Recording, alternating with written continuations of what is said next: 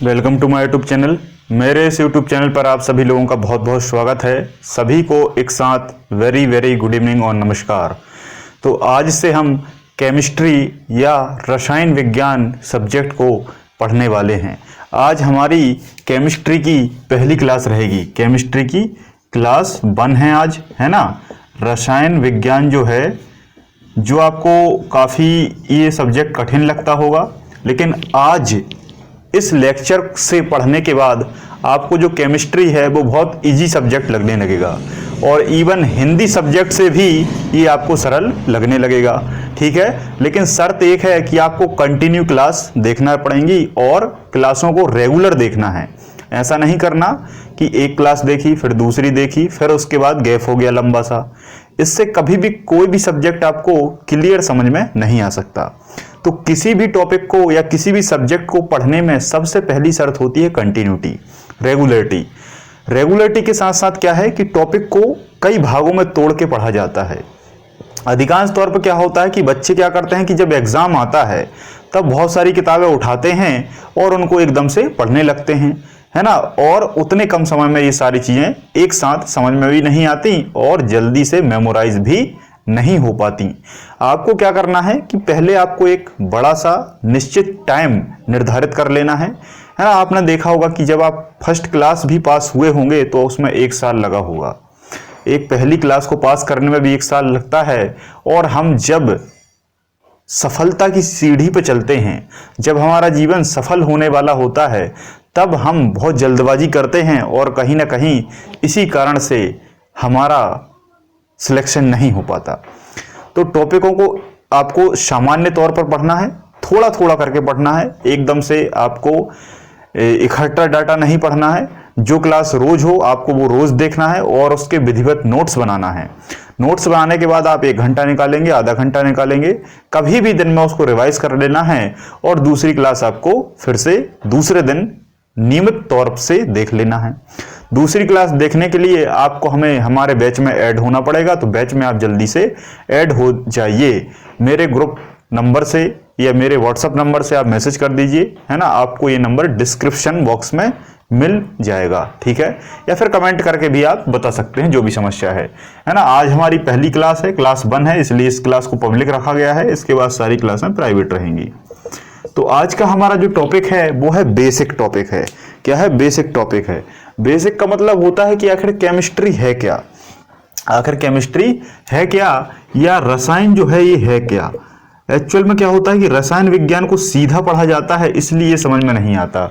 लेकिन हम क्या करेंगे, बिल्कुल शुरुआत से बेसिक से पढ़ेंगे, बेसिक से पढ़ेंगे। मैंने आपको बताया था कि जो साइंस है, जो विज्ञान है, वो 3 भागों में बांटा है।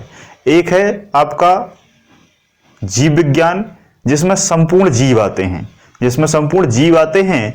जीव 2 हैं, एक पौधे हैं और एक जंतु हैं, है ना। जिस जंतु में मानव भी आता है और सारे जंतु जो आपको दिखाई देते हैं आपके वातावरण में वो सारे आ जाते हैं, जिनका ओवरऑल अध्ययन जीव विज्ञान या बायोलॉजी कहलाता है। इसके बाद निर्जीवों का अध्ययन करने के लिए, निर्जीवों का अध्ययन करने के लिए 2 साइंस बनाए गए। एक है भौतिक विज्ञान और एक है रसायन विज्ञान। बेसिकली देखा जाए तो भौतिक विज्ञान और रासायनिक विज्ञान में ज्यादा करके निर्जीवों का अध्ययन होता है, लेकिन इन दोनों सब्जेक्टों के साथ हम जीवों का भी अध्ययन कर सकते हैं। जीवों का भी अध्ययन कर सकते हैं। कैसे? जैसे मान लो एक खिलाड़ी है, उस खिलाड़ी ने एक बॉल को फेंका, उस बॉल को फेंका, उस बॉल में कितना कोण है, कितना त्वरण है, कितना वेग है, कितनी गति है, कितना मंदन है, उसका हाथ कितने एंगल से फेंका, कितना जड़त्व आघूर्ण है, कितना अभिकेंद्री बल लगा, कितना घर्षण बल लगा, ये सब फिजिक्स में आ जाएगा, ठीक है। उसके शारीरिक संरचना की आप बात करेंगे बॉडी की, तो उसके अंदर प्रोटीन से उसका शरीर बना, कोशिकाओं से उसका शरीर बना। प्रोटीन अमीनो एसिड से मिलकर बनता है और अमीनो एसिड में बहुत सारे रसायन होते हैं जिसे आप तत्व, एलिमेंट भी कहते हैं। तो उन सभी तत्वों और एलिमेंटों का जो अध्ययन है वो रसायन विज्ञान में होता है। रसायन विज्ञान जो शब्द है, ये शब्द की उत्पत्ति, इस शब्द की उत्पत्ति रस प्लस आयन से हुई है। रस प्लस आयन से हुई है। रस का मतलब आप जानते हैं लिक्विड चिपचिपा पदार्थ। लिक्विड चिपचिपा पदार्थ रस हो सकता है। और आयन मतलब ऐसा रस जिसमें आयन हो। और आयन क्या होंगे? प्लस आयन होंगे, माइनस आयन होंगे, डबल माइनस, डबल प्लस, इस तरीके से बहुत सारे आयन हो सकते हैं। और ये सभी आयन वैलेंसी के द्वारा रिप्रेजेंट होते हैं। वैलेंसी है, बॉन्डिंग है, ये सभी चीजें आगे आने वाले चैप्टरों में क्लियर होंगी, अभी केवल बेसिक। तो ऐसे आयन, ऐसे रस जिसमें आयन हो, है ना, इस सब्जेक्ट को रसायन कहा गया। लेकिन इसकी जो उत्पत्ति है वो रसायन से नहीं हुई, इसकी उत्पत्ति जो है वो केमिस्ट्री से हुई है। इसकी इस शब्द की जो उत्पत्ति है वो केमिस्ट्री से हुई है। बाद में केमिस्ट्री को क्या कर लिया गया, बाद में केमिस्ट्री को ट्रांसलेट कर लिया गया। बाद में केमिस्ट्री को क्या कर लिया गया, ट्रांसलेट कर लिया गया हिंदी में रसायन विज्ञान के नाम से। ठीक है, तो दुनिया में सबसे पहले चौथी और पांचवी शताब्दी के आसपास, चौथी पांचवी शताब्दी का मतलब है आज से लगभग 1500 साल पहले। 1500 साल पहले का मतलब 2020 में जब आप 1500 का माइनस करेंगे तो लगभग 1500-1600 का माइनस करेंगे तो चौथी शताब्दी और पांचवी शताब्दी आएगी, है ना। उस समय एक देश हुआ करता था जिसका नाम था इजिप्ट। जिसका क्या नाम था, इजिप्ट। इजिप्ट इंग्लिश नाम है, इजिप्ट को हिंदी में कहते हैं मिस्र। इजिप्ट को हिंदी में क्या कहते हैं, मिस्र देश कहते हैं। जैसे भारत और इंडिया एक ही बात है, इंडिया इंग्लिश है, भारत हिंदी है, वैसे ही इजिप्ट या मिस्र में कुछ लोग हुआ करते थे लगभग 1500 साल पहले, जो क्या करते थे, जो धातु शोधन का काम करते थे। धातु शोधन या इसी को मैं इंग्लिश में कहूं तो मेटल प्यूरिफिकेशन या मेटल एक्सट्रैक्शन। ठीक है, मेटल मतलब होता है धातु, तो धातुओं का क्या करते थे, निष्कर्षण करते थे। आप कहेंगे ये क्या है, जमीन से जब जमीन की खुदाई की जाती है तो जमीन में कुछ कठोर पत्थर मिलते हैं जो सामान्य पत्थर से कुछ ज्यादा कठोर होते हैं। उन पत्थरों को गर्म करके पिघलाया जाता है, जो मेल्टिंग पॉइंट कहलाता है।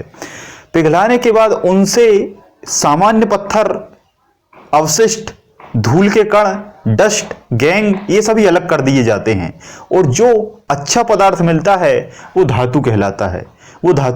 बात समझ में आई। जब जमीन से खुदाई होती है तो जमीन से खोदने के बाद जमीन में बहुत सारी विशेष प्रकार की चीजें मौजूद हैं, बहुत सारी चीजें मिलती हैं। जमीन में केवल मिट्टी मिलती है ऐसा हम सामान्यतः जानते हैं। जमीन में मिट्टी मिलती है ऐसा हम सामान्यतः जानते हैं, क्योंकि हमने केवल ऊपरी लेयर देखी, ऊपरी परत देखी, भूपर्पटी को देखा है, क्रस्ट को देखा है। जब इस क्रस्ट के अंदर गहराई में जाया जाता है तो इसके अंदर बहुत सारी चीजें मिलती हैं, बहुत सारे विशेष प्रकार के पत्थर मिलते हैं। उसमें धूल भी होते हैं, कण भी होते हैं, अवशिष्ट भी होते हैं, बहुत सारी चीजें इंक्लूड होती हैं। जब उसको गर्म करके विभिन्न प्रकार की विधियों के द्वारा उसका शोधन किया जाता है, उसका एक्सट्रैक्शन किया जाता है, उसका प्यूरिफिकेशन किया जाता है, तो विशेष प्रकार की धातुएं मिलती हैं। विशेष प्रकार की धातुएं मिलती हैं, जो धातुएं अलग अलग होती हैं, जैसे लोहा, सोना, चांदी, एल्युमिनियम, सिलिकॉन, तांबा, germanium, lithium, magnesium, calcium, phosphorus, potassium, arsenic, है ना। ऐसी बहुत सारी धातुएं हैं। अब आप कहें कितनी धातुएं हैं, कितनी अधातु हैं, तो इसके लिए आप थोड़ा सा सब्र रखिए।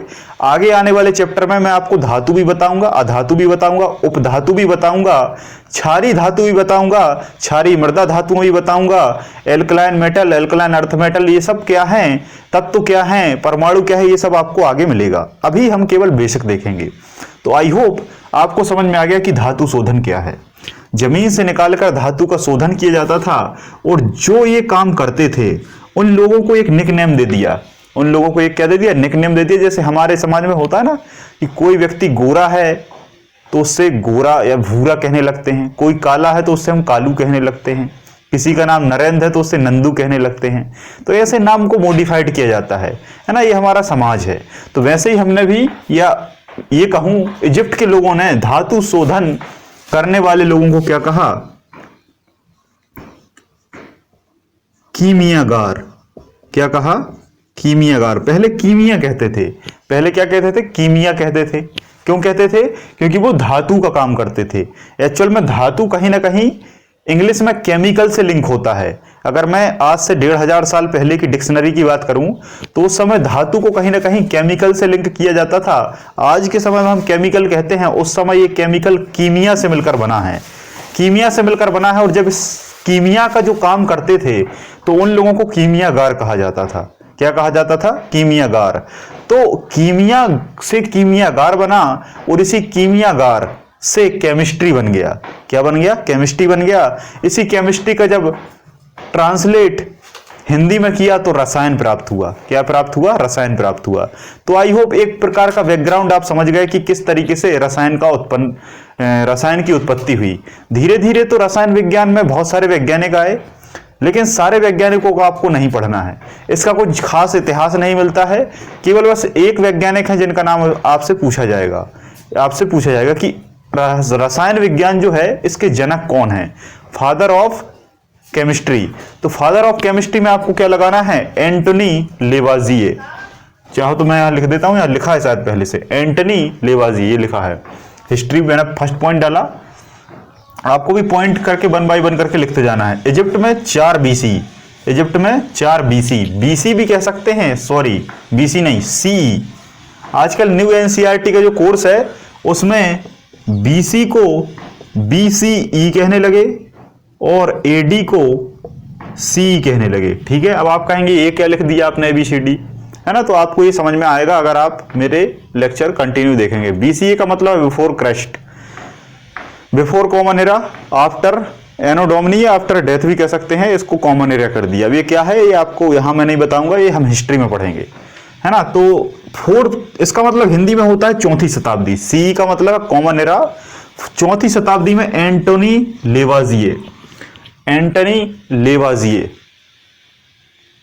सॉरी 4वीं शताब्दी में कीमियागारों ने काम करना शुरू किया और वहां से केमिस्ट्री की उत्पत्ति हुई। लेकिन उस पर बहुत सारे वैज्ञानिकों ने शोध किया जिनका नाम आपको याद नहीं रखना है, बस आपको एक ही याद रखना है, फादर ऑफ केमिस्ट्री, या हिंदी में कहें रसायन विज्ञान का पिता। रसायन विज्ञान का पिता कौन है? एंटोनी लेवाजिए। कहीं कहीं लेवाजियर भी लिखा रहता है ना? लेवाजियर लिखा हो या लेवाजिए लिखा हो या एंटनी लिखा हो, आपको टिक कर देना है।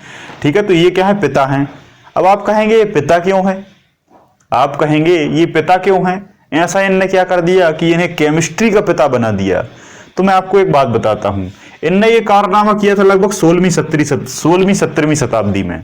16वीं 17वीं शताब्दी में ऐसा काम इनने किया था। लेकिन इससे पहले एक व्यक्ति थे जिनका नाम था नागार्जुन।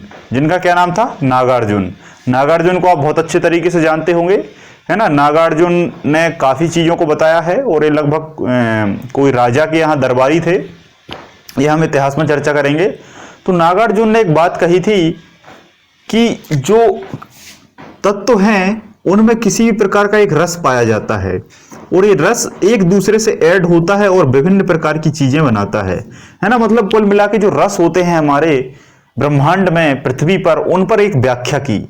और इसी कारण रस का जो पिता है, रसों का जो पिता, ये रस हिंदी वाला रस नहीं है, है ना? जो रस आप पढ़ते हैं कि श्रृंगार का रति, शांत का निर्वेद, वीर रस का उत्साह, ये नहीं है। वो 9 रस अलग हैं, है ना? ये रस अलग है। ये रस रसायन का रस है।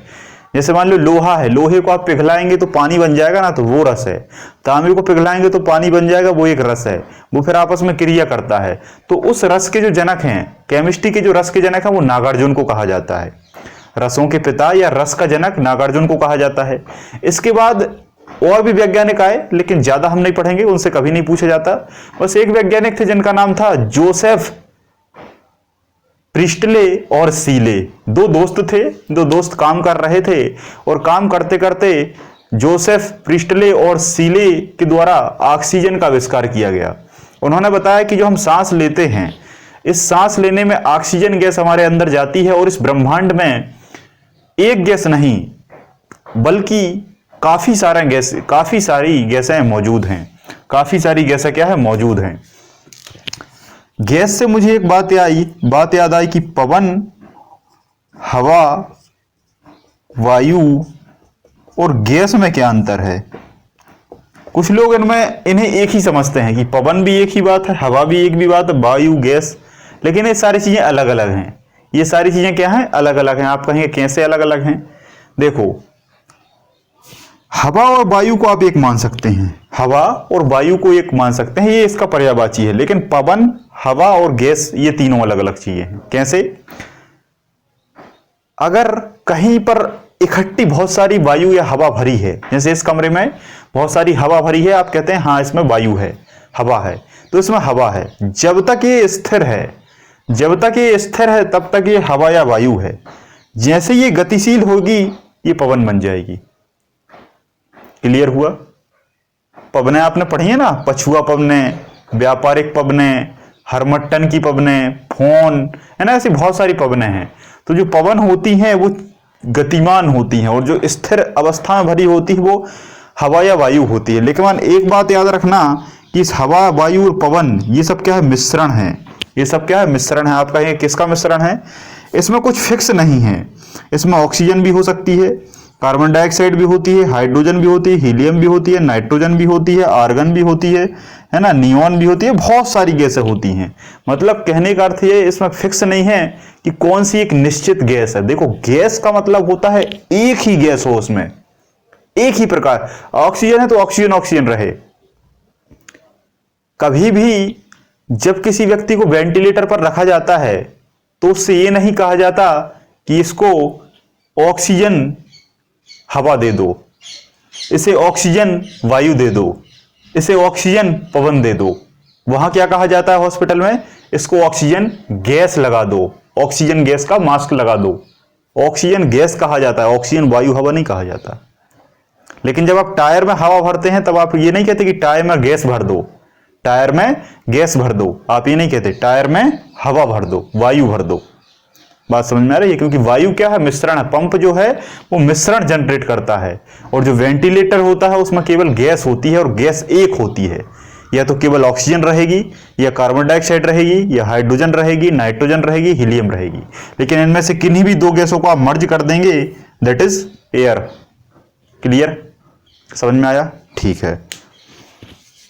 तो इस तरीके से एक व्यक्ति थे जोसेफ सीले और प्रिस्टले, जोसेफ प्रिस्टले और सीले। इन्होंने बताया कि हमारे ब्रह्मांड में 20.8 के लगभग ऑक्सीजन गैस उपस्थित है, जिसे ओवरऑल बहुत सारी पुस्तकों में 21% लिखा जाता है। तो 21% ऑक्सीजन है, ये इन्होंने बता दिया। जस्ट इसके बाद पीछे से एक बहुत ही अच्छा शोध करते हुए एक वैज्ञानिक आ रहे थे जिनका नाम था एंटनी लेवाजिए। एंटनी लेवाजिए ने खट से इनकी बात पकड़ ली प्रिस्टले और सीले की, और उन्होंने तुरंत कह दिया कि ऑक्सीजन तो आपने बता दिया, ये सही बात है, ये हम भी पढ़ रहे थे, मैं भी इस पर शोध कर रहा था। लेकिन संसार में जो दहन की क्रिया होती है, दहन का मतलब होता है कंबशन, और दहन या कंबशन आप नहीं समझते हैं तो आप एक प्रकार से हिंदी में समझ सकते हैं जलना। किसी भी चीज का जलना दहन है, इंग्लिश में कंबशन है। ठीक है? तो इन्होंने एक चीज प्रूफ कर दी एंटनी लेवाजिए साहब ने कि कहीं भी अगर दहन होता है या कोई चीज जलती है तो वो हमेशा ऑक्सीजन की उपस्थिति में जलेगी, ऑक्सीजन की उपस्थिति में जलेगी। ऑक्सीजन नहीं होगी वो चीज नहीं जल पाएगी। जैसे मैं कहूं कि आपकी जो मोटरसाइकिल है वो तभी चलेगी जब उसमें ईंधन होगा, पेट्रोल होगा। मतलब कहने का मतलब ये है कि आपकी गाड़ी पेट्रोल की उपस्थिति में चलती है, आपका ट्रैक्टर डीजल की उपस्थिति में चलता है, आपका वेंटिलेटर ऑक्सीजन गैस की उपस्थिति में चलता है, आपकी जो अग्नि है वो ऑक्सीजन की उपस्थिति में जलती है। बात क्लियर है? बात समझ में आई? आप जो घर में लकड़ी जलाते हैं, चूल्हा जलाते हैं, कुछ भी जलाते हो, उसे जलाने के लिए आप कहेंगे ईंधन लगता है, ये तो हम जानते हैं। लेकिन ये बात कोई नहीं बताएगा कि ईंधन के साथ ऑक्सीजन भी लगती है, जो आपको बाय डिफॉल्ट वातावरण से प्राप्त हो जाती है। बात समझ में आई? जलने के लिए ईंधन और ऑक्सीजन चाहिए। जैसे गाड़ी को चलने के लिए पेट्रोल तो चाहिए, साथ साथ में ऑयल भी लगता है। पेट्रोल अगर आपके पास है तो पेट्रोल अगर आपके पास है और ऑयल नहीं है तो गाड़ी नहीं चल सकती। तो ऑयल और पेट्रोल से गाड़ी चलती है। वैसे ही किसी भी चीज को जलाना है, कहीं जलाने का मतलब संसार में आप कहीं भी आग लगाएं, एक छोटी सी तीली जलाएं, कुल मिलाकर अग्नि। जहां अग्नि है वहां ईंधन है और ऑक्सीजन है। आपके पास ईंधन कितना ही अच्छा हो, पेट्रोल हो, पेट्रोल से बढ़ के भी कोई हवाई जहाज में जो डलता है वो हो, कुछ भी हो, लेकिन वहां ऑक्सीजन नहीं है तो वो नहीं जल पाएगा। वो नहीं जल पाएगा। अनुभूति इसलिए नहीं होती क्योंकि ये बाय डिफॉल्ट भरी हुई है हमारे वातावरण में। जब भरी है तो कोई दिक्कत नहीं है, आपको समझ में नहीं आता। लेकिन ये बता दिया, ये पहचान लिया किसने? एंटनी लेवाजिए भाई साहब ने। और इतनी बड़ी जब बात बताई तो उसमें बहुत सारी चीजों का आविष्कार हुआ है ना, जैसे फायर ब्रिगेड जो है वो भी इसी के सिद्धांत पर काम करती है। ये सब मैं अभी आपको आगे बताऊंगा। आप कहेंगे कि आप ये गलत बता रहे हैं, तो आप एक काम करें, इसका प्रयोग आप आज ही कर लें। आप आज इसका प्रयोग कर लेंगे, मैं एक गारंटी लेता हूं, आप आपकी पूरी उम्र एज जो है वह एज तक नहीं भूलेंगे, 80 साल की एज तक नहीं भूलेंगे आप। प्रयोग क्या करना है? एक छोटी सी मोमबत्ती जलाइए। मोमबत्ती घर में नहीं है तो कुछ तो होगा, चिमनी होगी, छोटी सी एक स्टिक होगी, छोटा सा एक लकड़ी का टुकड़ा होगा, घर में कुछ तो होगा। नहीं है तो कुछ कपड़े जला दो। माचिस तो होगी, माचिस नहीं है तो दुकान से ले आओ। एक कपड़े में आग लगाओ और आग लगाने के बाद उसे जला दो, और जलाने के बाद उस पर एक बड़ा सा बर्तन ऐसा ढक दो। उस पर एक बड़ा सा बर्तन ऐसा ढक दो। जैसे ही आप उस पर बर्तन ढकोगे ऊपर, तो क्या होगा? वातावरण से ऑक्सीजन उसको नहीं मिल पाएगी। वातावरण में ऑक्सीजन भरी है, वो ऑक्सीजन उसको नहीं मिल पाएगी, वो आग बुझ जाएगी। आप आग पेट्रोल में भी लगा देंगे और उसके ऊपर कुछ ढक देंगे तो वो आग बुझ जाएगी। क्यों बुझ जाएगी? क्योंकि वहां ऑक्सीजन नहीं बचेगी। जितनी ऑक्सीजन रहेगी बस उतना ही ईंधन जल पाएगा, उसके बाद जलना पॉसिबल नहीं है। ये बता दिया एंटनी लेवाजिए ने। इसी कारण इन्हें पिता कह दिया।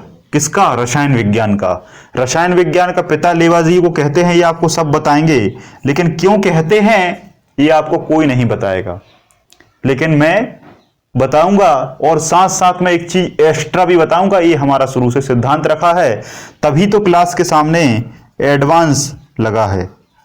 क्लास के सामने एडवांस ही ऐसे ही नहीं लगा, ठीक है? कि आप सोच रहे हैं ऐसे ही लगा दिया, कुछ ना कुछ नहीं लगा। एडवांस इसलिए लगा है क्योंकि आप कोई भी टॉपिक यहां से पढ़ेंगे, कोई भी टॉपिक, चाहे बायोलॉजी में तो फिर कोई बात ही नहीं है। बायोलॉजी जो पढ़ लेगा यहां से तो वो तो ये कहेगा कि भाई मैं नहीं संभाल पाऊंगा।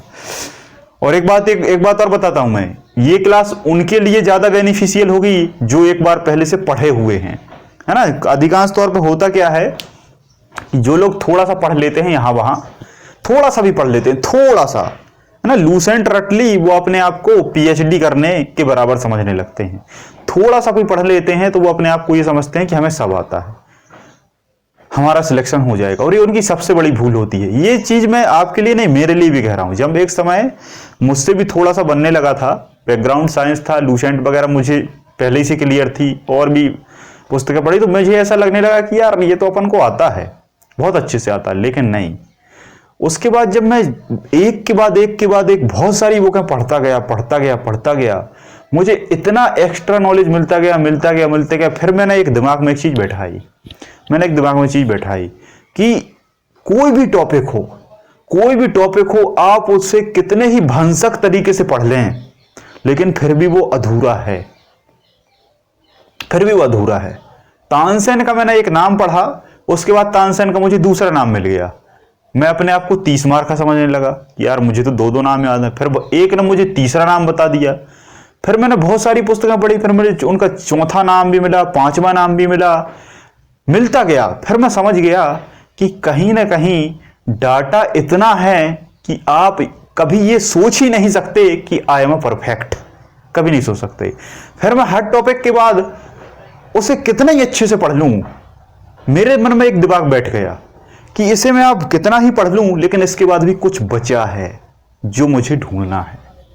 ये मैंने बिल्डअप किया। कितना ही टॉपिक से अच्छे से मैंने पढ़ लिया, बिल्कुल कंप्लीट, लेकिन उसके बाद मेरे दिमाग में एक चीज रहती है कि अभी भी इसमें कुछ बाकी है, अभी भी इसमें कुछ ढूंढना है, और अभी भी इसे और बेस्ट बनाना है। ये चीज अगर आपके अंदर आ गई तो आप निश्चित तौर पर बहुत आगे निकल जाएंगे।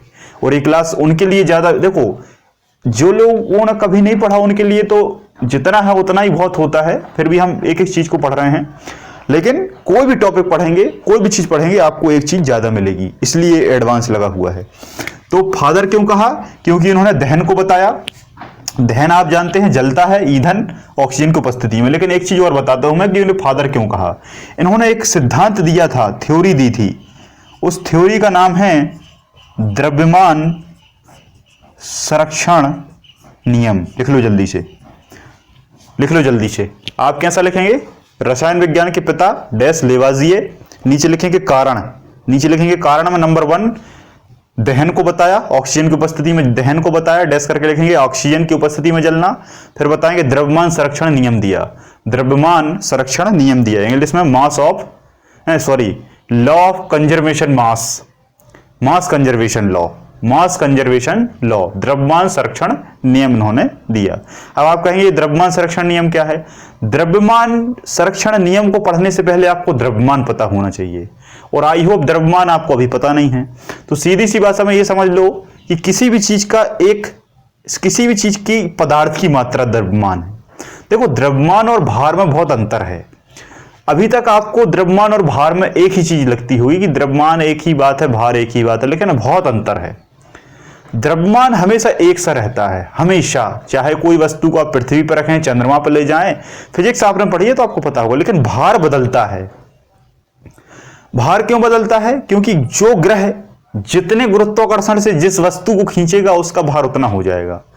अगर आपका वजन 60 किलो है पृथ्वी पर, आप चंद्रमा पर जाएंगे, आप यही हैं, आपका शरीर यही है, आपका वहां वजन 10 किलो हो जाएगा, 1/6 भाग 10 किलो हो जाएगा।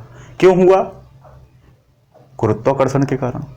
लेकिन आपका द्रव्यमान जो पृथ्वी पर था सो वो वहां चंद्रमा पे होगा, और आप द्रव्यमान कहीं भी चले जाएं विश्व में, संसार में, ब्रह्मांड में, मंगल पर चले जाएं, आप कहीं भी चले जाएं, आपका द्रव्यमान वही रहेगा।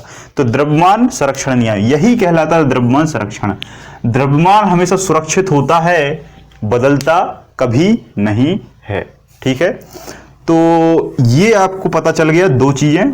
ठीक है, 2 नियम पता चल गए। लेकिन अभी भी मैं माना नहीं हूं, अभी भी मैं एक चीज एक्स्ट्रा बता के आपको छोड़ूंगा, तभी तो मेरे एडवांस लगाने का कोई फायदा है।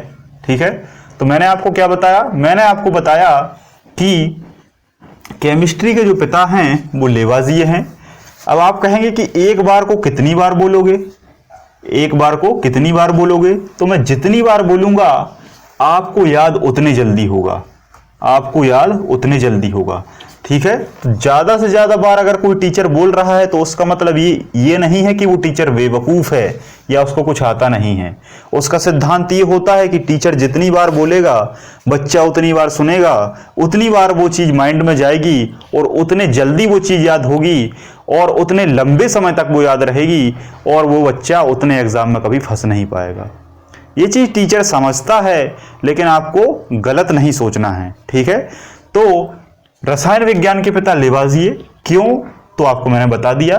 रसों के पिता, ये आपको शायद किसी ने अभी तक बताया नहीं होगा। रसों के पिता या रसों के जनक कौन है? नागार्जुन। नागार्जुन क्यों है? तो इन्होंने बहुत सारे रसों पर बताया। ठीक है, लेकिन ये बहुत पुरानी बात है, इतनी ऑथेंटिक जानकारी नहीं है। इन्होंने देखो उस समय प्रयोग कैसे होगा, प्रयोग था नहीं, और आपको पता है कि साइंस प्रयोगों के बिना कुछ नहीं मानता। लेकिन आपको यह सेंटेंस बस याद रखना है। एक चीज और, बहुत मोस्ट आईएमपी क्वेश्चन, भारतीय रसायन विज्ञान के जनक या पिता, कैसा लगा क्वेश्चन? अगर इसका आंसर कोई मुझे कमेंट सेक्शन में दे दे, अगर इसका आंसर कोई कमेंट सेक्शन में मुझे बता दे, तो वो बच्चा निश्चित तौर पर बहुत ही ब्रिलियंट स्टूडेंट है, बहुत अच्छे से, बहुत डेडिकेशन, बहुत कंसंट्रेशन के साथ पढ़ रहा है, और निश्चित तौर पर उसका सिलेक्शन होने वाला है। ठीक है, तो थोड़ा सा मैं वेट करूंगा, तो जल्दी से आप दे दें।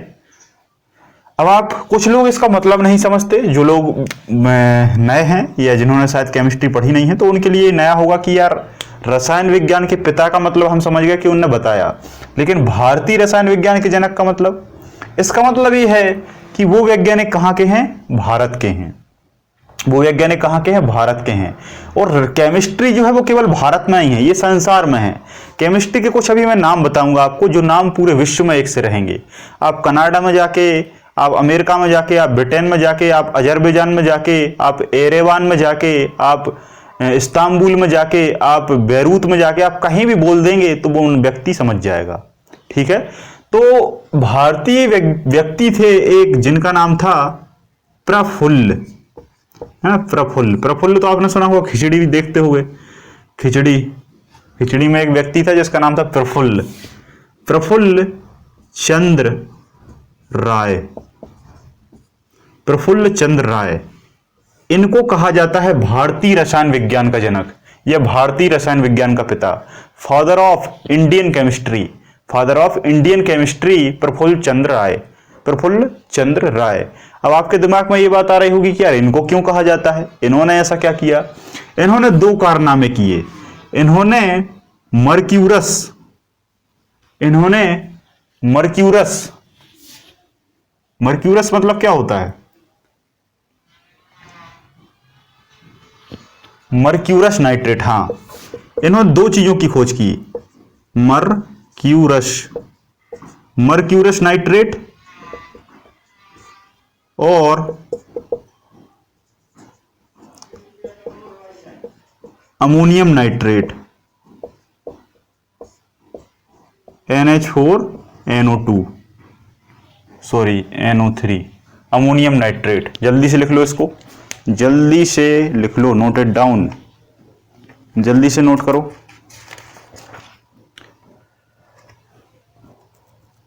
मर्क्यूरस नाइट्रेट और अमोनियम नाइट्रेट की इन्होंने क्या की थी, खोज की थी। इन्होंने क्या की थी, खोज की थी। जल्दी से लिखो, जल्दी से, है ना। ये चीजें देखो, आपको तो पहली चीज यही पता नहीं होगा, बहुत सारी बुकों में नहीं मिलता, लेकिन हम यहां पर सारी बुकों को एक साथ पढ़ के और सारी बुकों का डाटा एक साथ आपके सामने प्रस्तुत करते हैं, ठीक है। तो मर्क्यूरस नाइट्रेट, और कारण भी बताएंगे हम कि भारत के जब पिता हैं तो भारत के पिता क्यों हैं, क्योंकि इन्होंने मर्क्यूरस नाइट्रेट, मर्क्यूरस का मतलब होता है Hg और Hg का मतलब होता है पारा, और पारा का मतलब होता है एक धातु, एक ऐसी धातु है, द्रवित धातु है, तो पारा को मर्क्यूरिक बोला जाता है। तो मर्क्यूरस नाइट्रेट की खोज की और अमोनियम नाइट्रेट की खोज की। अमोनियम नाइट्रेट से मुझे एक बात याद आई, अमोनियम नाइट्रेट से मुझे करंट अफेयर का क्वेश्चन याद आया, शायद आपने मेरा करंट अफेयर पढ़ा हो तो उसमें मैंने ये चीज बताई थी कि अमोनियम नाइट्रेट एक प्रकार का विस्फोटक पदार्थ है। कैसा पदार्थ है, विस्फोटक पदार्थ है, बहुत ही खतरनाक है। तो लेबनान एक देश है, लेबनान, लेबनान देश है जिसकी राजधानी है बैरूत, जिसकी राजधानी क्या है, बैरूत। तो बैरूत में अमोनियम नाइट्रेट का भंडारण था, बहुत ज्यादा भंडारण था इसका, और काफी टन ये वहां पर रखा हुआ था, अभी की बात है। तो वहां पर क्या हुआ कि इस अमोनियम नाइट्रेट में आग लग गई। जैसे ही आग लगी तो इतना विस्फोटक है, इतना विस्फोटक है कि कई सैकड़ों किलोमीटर दूर तक इसकी आवाज पहुंची है, इस विस्फोट की। आप अंदाज लगाइए, यहां से अगर 100 से 200 किलोमीटर दूर अगर कोई शहर है और वहां पर यहां की आवाज जाती है तो आप अंदाजा लगा सकते हैं कि यहां कितना विस्फोट हुआ होगा। तो एक बहुत भयानक विस्फोट है, और लेबनान में भी काफी राजनीतिक उथल पुथल चल रहा है ना। वहां के पीएम लगातार इस्तीफा दे रहे हैं, फिर से बने थे उनने भी दे दिया। तो खैर ये अलग राजनीतिक मुद्दे हैं, आपको ये जो चीजें याद रखनी है, ठीक है। एक चीज और नोट करके लिखेंगे, एक चीज और नोट करके लिखेंगे, नाइट्रेट मैन। नाइट्रेट मैन के नाम से किसे जाना जाता है, रसायन विज्ञान में नाइट्रेट मैन के नाम से किसे जाना जाता है, तो बताने की जरूरत नहीं है, इन्हीं को जाना जाता है ना। क्योंकि इन्होंने नाइट्रेट, मर्क्यूरस नाइट्रेट पर बात की और अमोनियम नाइट्रेट पर बात की, मतलब नाइट्रेट पर काफी ज्यादा शोध किए, इसी कारण नाइट्रेट मैन के नाम से प्रफुल्ल चंद्र राय को जाना जाता है, प्रफुल्ल चंद्र राय को जाना जाता है। तो आई होप ऐतिहासिक दृष्टिकोण से केमिस्ट्री में इतनी जानकारी सफिशिएंट है, इतनी जानकारी सफिशिएंट है। अच्छा एक चीज और, एक क्वेश्चन और मुझे याद आया, रसायन विज्ञान विषय को किस नाम से जाना जाता है, रसायन विज्ञान विषय को अन्य किस नाम से जाना जाता है। अब आप ये मत कहना सर केमिस्ट्री, केमिस्ट्री उसका इंग्लिश शब्द है, केमिस्ट्री या रसायन विज्ञान को अन्य किस नाम से जाना जाता है, तो ये शायद आपको कोई बता नहीं पाएगा, लेकिन मैं आपको बताऊंगा केंद्रीय विज्ञान। रसायन विज्ञान को केंद्रीय विज्ञान के नाम से जाना जाता है ना, सेंट्रल साइंस। अब आप कहेंगे क्यों सेंट्रल साइंस के नाम से क्यों जानते हैं, तो इसे केंद्रीय विज्ञान इसलिए कहा जाता है क्योंकि ये विज्ञानों में भी प्रमुख विज्ञान है। जितने भी विज्ञान के सब्जेक्ट हैं उनमें भी सबसे प्रमुख विज्ञान रसायन विज्ञान है, इसलिए हर जगह केमिस्ट्री का एग्जाम्पल दिया जाता है, हर जगह केमिस्ट्री का एग्जाम्पल दिया जाता है। कई बार आपने सुना होगा कि यार इसकी और इसकी केमिस्ट्री बहुत अच्छी है, इसकी और इसकी केमिस्ट्री बहुत अच्छी है, इसकी और इसकी मेरी केमिस्ट्री बनती नहीं है। बात सुनी होगी आपने। तो कभी भी जब भी किन्हीं भी दो चीज़ों की बॉन्डिंग की बात आती है, बॉन्डिंग है ना, बंध बनाना, जैसे मैं हूं, मेरा एक दोस्त है, या दोस्त नहीं है तो दोस्त बनने वाला है, तो दोस्त वो कैसे बनेगा? दोस्त वो तभी बनेगा जब मेरे अंदर के बेसिक पैरामीटर और उसके अंदर के बेसिक पैरामीटर मैच हो जाएंगे। बेसिक पैरामीटर का मतलब होता है जन्मजात गुण और क्रिएट किए गए गुण, दोनों के मध्य जब बॉन्डिंग होती है। आपने देखा होगा कि समाज में एक नशीले व्यक्ति के साथ दोस्ती बहुत जल्दी बनाता है, इवन अपने आप बन जाती है। एक तेज व्यक्ति की दोस्ती एक तेज व्यक्ति के साथ बहुत जल्दी बनती है। एक सीधे व्यक्ति की दोस्ती एक सीधे व्यक्ति से ही बनती है। एक बिना नशा वाले व्यक्ति की दोस्ती एक बिना नशा वाले व्यक्ति के साथ बनती है। एक पढ़ने वाले की दोस्ती एक पढ़ने वाले व्यक्ति के साथ बहुत जल्दी बनती है। और एक पढ़ने वाला और एक जानवर चराने वाला व्यक्ति हो तो उनके बीच जो बॉन्डिंग है वो कभी हो नहीं सकती, कभी नहीं हो सकती। वो कोशिश भी करेंगे, आसपास आएंगे, काम होगा, थोड़ा बहुत होगा, लेकिन बात नहीं बन पाएगी। क्यों नहीं बन पाएगी? क्योंकि उनके बीच की जो केमिस्ट्री है वो सही नहीं है, या सही तो नहीं कह सकते, सेम नहीं है। तो बेसिक पैरामीटर अगर व्यक्तियों के सेम होते हैं तो उनके बीच बॉन्ड बनता है। एक व्यक्ति दूसरे व्यक्ति को देख के ऑटोमेटिक आकर्षित हो जाता है, ठीक है, ऑटोमेटिक आकर्षित हो जाता है। आकर्षण भी दो प्रकार का होता है, एक होता है ऑटोमेटिक आकर्षण और एक होता है मतलबी आकर्षण। मतलबी आकर्षण से व्यक्ति आजकल ज्यादा ग्रसित है और इसी कारण समाज में बहुत सारी समस्याएं हैं। लेकिन जो नेचुरल अट्रैक्शन होता है, प्राकृतिक आकर्षण होता है, वो केमिस्ट्री से जनरेट होता है। और इसी प्रोसेस को रसायन विज्ञान में बॉन्ड फॉर्मेशन कहते हैं, बंध बनना कहते हैं। अब ये बंध बनना क्या है ये हम आगे के टॉपिक में समझेंगे कि वैद्युत संयोजी बंध क्या है, आयनिक बंध क्या है, उप संयोजी बंध क्या है और कोऑर्डिनेट बॉन्ड क्या है, ये सब हम बाद में देखेंगे। तो आपको समझ में आया कि केंद्रीय विज्ञान क्यों कहते हैं? क्योंकि ये सारे विज्ञानों की क्या है, धुरी है। क्या है? धुरी है। धुरी का मतलब ये है कि आप किसी भी साइंस को चाहे आप फिजिक्स को उठा लें,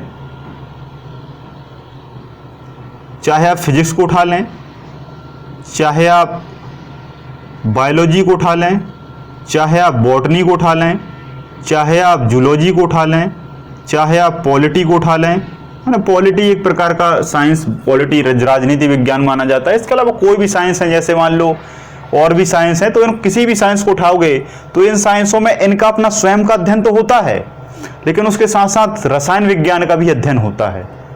ये बात इंपॉर्टेंट है। रसायन विज्ञान में केवल रसायन का अध्ययन है, लेकिन और भी जो साइंस हैं उन साइंस में उनका अध्ययन तो है, लेकिन साथ में रसायन का भी है।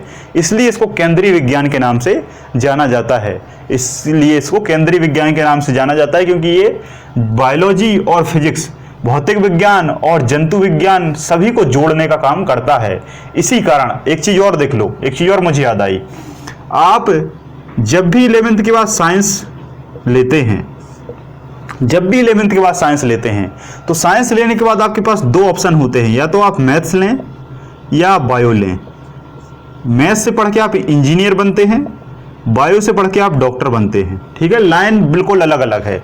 एक लाइन जीवित जंतुओं पे चलती है और एक लाइन मृत तो नहीं कहूँगा, निर्जीव वस्तु कहूँ तो उचित रहेगा, है ना। निर्जीव वस्तुओं पे चलती हैं, चाहे कंप्यूटर हो, चाहे आपका इलेक्ट्रीशियन हो, चाहे आपका क्या हो, और बहुत सारे इंजीनियर की ब्रांचें हैं, मैकेनिकल इंजीनियरिंग हो, बहुत सारी हैं, अलग अलग लाइन है। लेकिन आपने देखा होगा कि इसमें मैथ्स विषय हो जाता है, इसमें बायो विषय हो जाता है, ठीक है।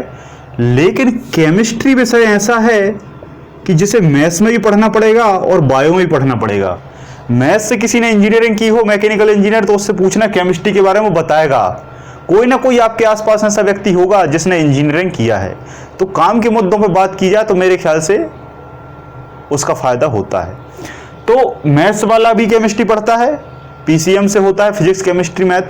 और जो बायोलॉजी वाला व्यक्ति है, डॉक्टर भी बनेगा जब 5 साल का एमबीबीएस करेगा, तब भी वहां केमिस्ट्री पढ़ाई जाएगी।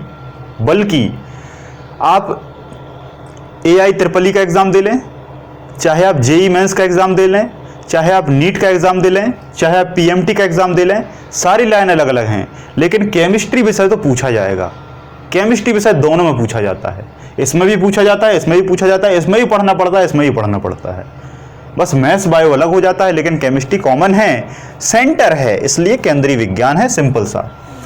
अब आपको कुछ लोगों को अभी भी समझ में नहीं आया होगा, तो मैं आपको एक चीज़ बताता हूँ कि कोई भी वस्तु है, ये वस्तु सजीव भी हो सकती है, निर्जीव भी होती है। मैंने आपको बताया था कि इसके अंदर का जो अध्ययन है, वस्तु के अंदर, वस्तु की जो सतह है उसके अंदर का जो अध्ययन करना कहलाता है, वो क्या है? रसायन विज्ञान है। क्योंकि किसी भी पदार्थ के जब आप अंदर जाएंगे तो आपको क्या मिलेंगे? रस मिलेंगे। ये रस ठोस भी हो सकता है, द्रव भी हो सकता है, गैस भी हो सकता है। लेकिन जब इसके अंदर आप जाएंगे, जैसे मैं कहूँ कि ये मार्कर है, इस मार्कर के अंदर जाके देखो कि इस मार्कर में क्या है ऐसा जो जिससे ये बना हुआ है, तो आपको केमिस्ट्री पढ़ना पड़ेगा। ये माइक्रोफोन है, ये माइक्रोफोन को मैं पिघला के देखूं कि इसके अंदर क्या ऐसा भरा था कि ये माइक्रोफोन बना था, रसायन है। मोबाइल को मैं पिघला के देखूं कि मोबाइल आखिर कौन सी धातु का बना है, लोहे का है कि चांदी का है कि सिलिकॉन का है कि जर्मेनियम का है कि एल्युमिनियम का, किसका है? तो जब पिघला के अंदर जाके देखेंगे, रसायन है। बात समझ में आ रही है? मेरी बॉडी के अंदर मैं जाके देखूं कि आखिर मेरा बॉडी काय से बना है, तो मैंने आपको बताया था कि आपका शरीर कोशिकाओं से बनता है, कोशिका प्रोटीन से बनती है, प्रोटीन अमीनो एसिड से बनता है, और amino acid nitrogen, hydrogen, carbon, oxygen, phosphorus, sulphur, इन सभी चीज़ों से बनता है। और ये सब क्या है? रस हैं, और इसी रस का अध्ययन केमिस्ट्री के अंतर्गत किया जाता है। बात क्लियर है? तो बहुत सारे तत्व हैं, बहुत सारे रसायन हैं, hydrogen, carbon, nitrogen, oxygen, silicon, phosphorus. लोहा तो आप जानते ही हैं, तांबा तो आप जानते ही हैं, एल्युमिनियम तो आप जानते ही हैं, मोबाइल सिलिकॉन का बना होता है, आप जानते हैं, लोहा भी होता है। तो ये सब क्या है? रसायन के अंतर्गत इनका अध्ययन किया जाता है। तो आई होप आपको यहाँ तक सारी चीज़ें क्लियर हो गई हों। तो जल्दी से सर बोलिए, फिर हम आगे बढ़ते हैं। ठीक है? तो आपको बेसिकली यहाँ पर सारी चीज़ें समझ में आ गई होंगी। रसायन विज्ञान की मैं आपको बात करूँ तो रसायन विज्ञान भी काफ़ी प्रकार का होता है, उतने डीप में आपको नहीं जाना है, लेकिन एडवांस मैंने आगे लगा दिया है, तो मेरा फर्ज है कि मैं आपको बताऊंगा। भले ही आप उसको स्किप कर दें, लेकिन मैं आपको बताऊंगा। बेसिकली जो केमिस्ट्री है ये 3 टाइप की होती है। एक होती है ऑर्गेनिक केमिस्ट्री, जैसे कार्बनिक रसायन कहा जाता है। एक होती है इनऑर्गेनिक केमिस्ट्री, जिसको अकार्बनिक रसायन कहा जाता है। और एक होती है आपकी ऑर्गेनिक, इनऑर्गेनिक और फिजिकल केमिस्ट्री। इसमें भौतिक चीज़ों का, देखो, भौतिक से जुड़ी हुई रासायनिक चीज़ों का अध्ययन किया जाता है। इनऑर्गेनिक का मतलब जिसमें कार्बन नहीं है, ऑर्गेनिक का मतलब जिसमें कार्बन की ही बात होगी। ऑर्गेनिक केमिस्ट्री का मतलब है कि जितनी भी चीज़ों का अध्ययन है वो संसार में कार्बन पर ही होगा। अब ये कार्बन क्या है, ये आगे जब हम आवर्त सारणी पढ़ेंगे तो उसमें मैं बहुत डिटेल से बताऊंगा। इसके अलावा ये बेसिक 3 टाइप के होते हैं, organic chemistry, inorganic chemistry, physical chemistry. जब आप पीएचडी करते हैं, एमफिल वगैरह करते हैं, तो इनमें से किसी एक विषय को आपको चुनना होता है, ऑर्गेनिक, इनऑर्गेनिक, फिजिकल। लेकिन इसके अलावा भी और भी केमिस्ट्री के टाइप हैं, जैसे एक बायोकेमिस्ट्री होता है, एक आपका स्पेक्ट्रोकेमिस्ट्री होता है, एक आपका स्टीरियो केमिस्ट्री होता है, एक आपका एनालिटिकल केमिस्ट्री होता है, एक आपका फोटो केमिस्ट्री होता है, एक आपका स्पेक्ट्रोकेमिस्ट्री मैंने लिख दिया है। Biochemistry, spectrochemistry, stereochemistry, analytical chemistry,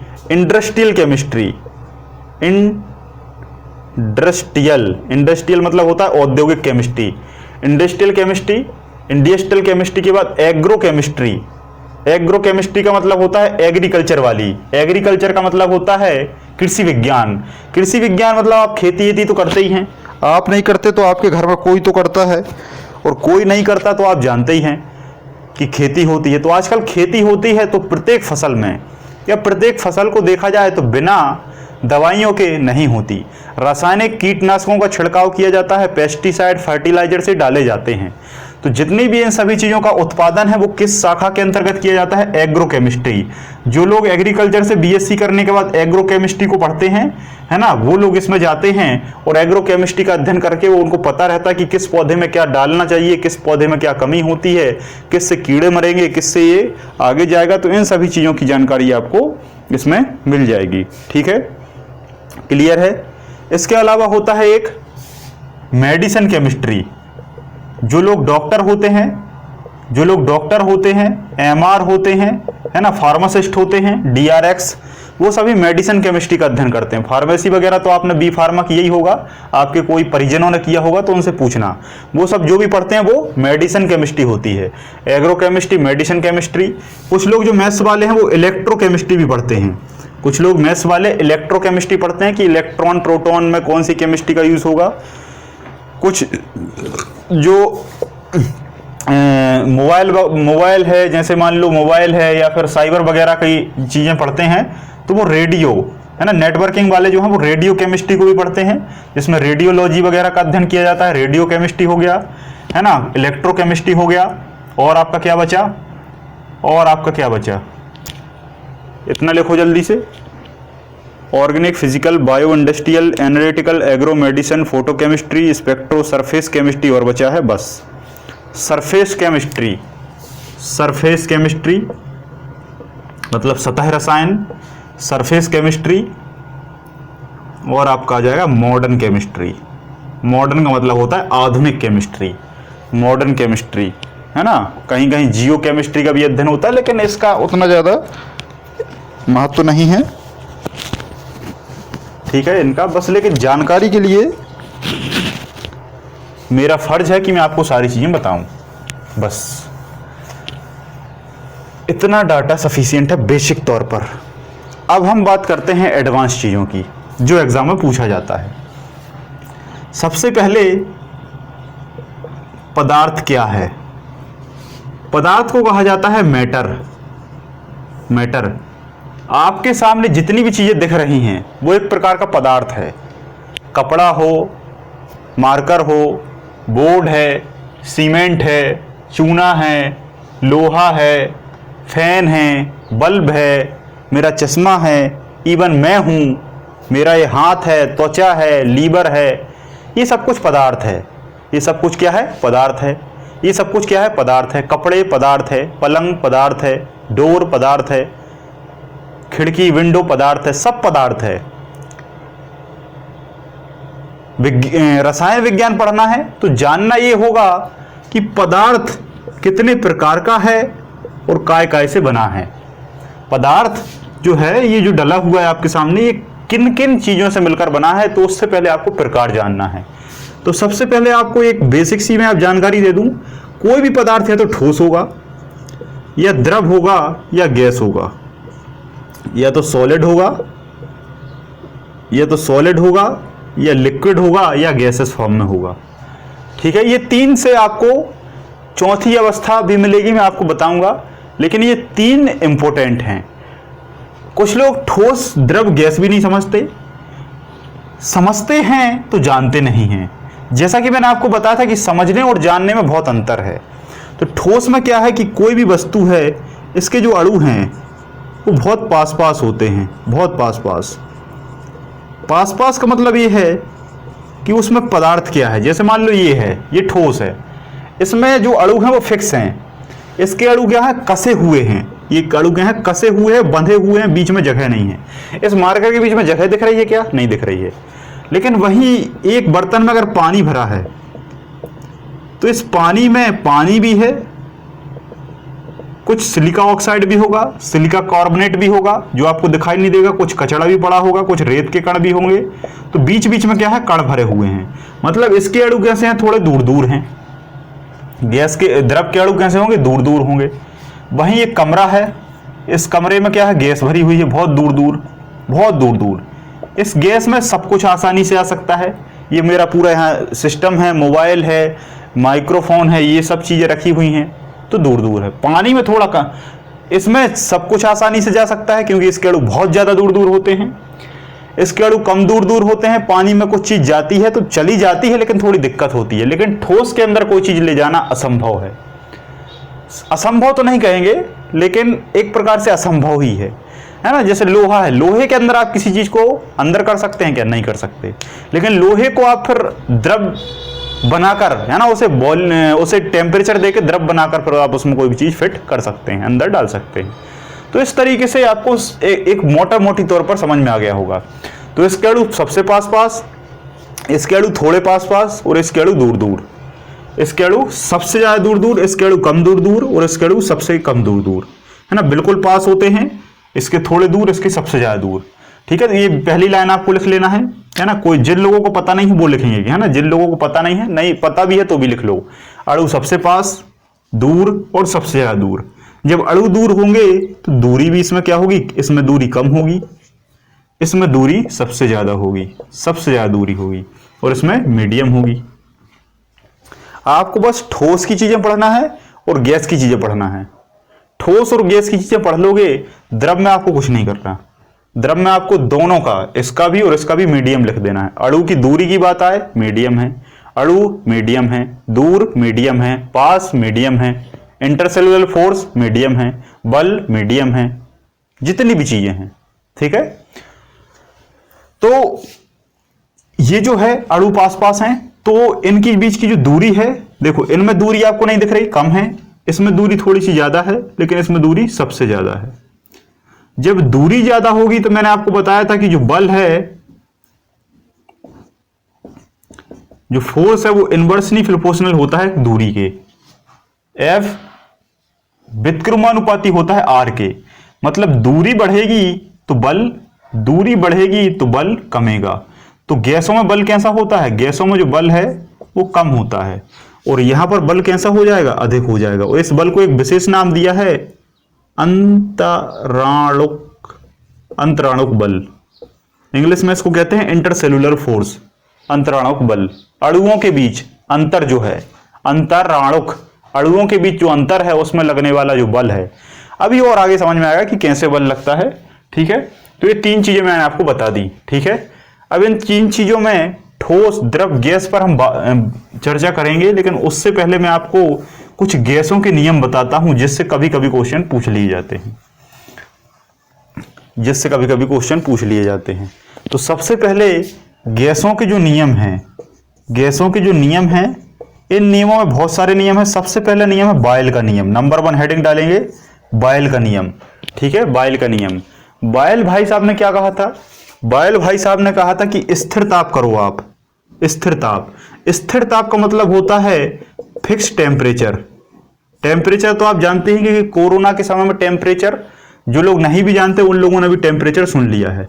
fix तो जानते ही हैं आप, हिंदी भारतीय लोग हैं, लेकिन फिक्स आप जानते हैं।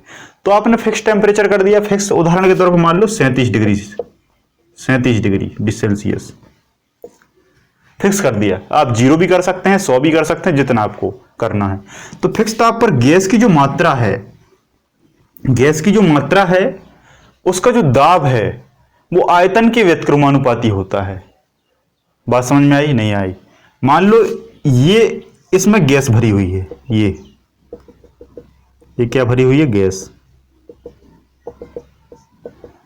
ये गैस भरी है। इस गैस में भरी है जब, तो इसकी कुछ ना कुछ मात्रा होगी। मात्रा मान लो x है। इस मात्रा का दाब, इस पर यहां पर क्या लग रहा है? दबाव लग रहा है। यहां भी लग रहा है, यहां से भी लग रहा है, यहां से भी लग रहा है, यहां से भी, चारों तरफ से क्या लग रहा है? एक दबाव लग रहा है। दाब को इंग्लिश में प्रेशर कहा जाता है, जिसे P से डिनोट करते हैं, जिसे P से डिनोट करते हैं। तो इसका जो दाब है वो आयतन के व्युत्क्रमानुपाती होता है। मतलब इसका जो पूरा घेरता है वो आयतन कहलाता है। घेरने को आयतन, जैसे मैं कहूं एक गिलास में कितना पानी, जितना उसका आयतन है। एक बर्तन में कितना पानी, जिसका उतना आयतन है। इस मार्कर में कितनी इंक, जितना उसका आयतन है। इस कमरे में कितना पानी बनेगा, जो इसका आयतन होगा। एक टंकी में कितना पानी बनेगा, जो उसका आयतन होगा। तो जितनी भरने की क्षमता है कंप्लीट, नीचे से ऊपर तक पूरा चारों ओर, वो आयतन है। तो आयतन क्या है? व्युत्क्रमानुपाती होता है। व्युत्क्रमानुपाती आपको पता है कि इस तरीके से लिखते हैं हम, है ना। जिसको नहीं पता वो फिजिक्स की क्लास देखे। P प्रोपोर्शनल 1/V, ये क्या हो गया, व्युत्क्रमानुपाती हो गया।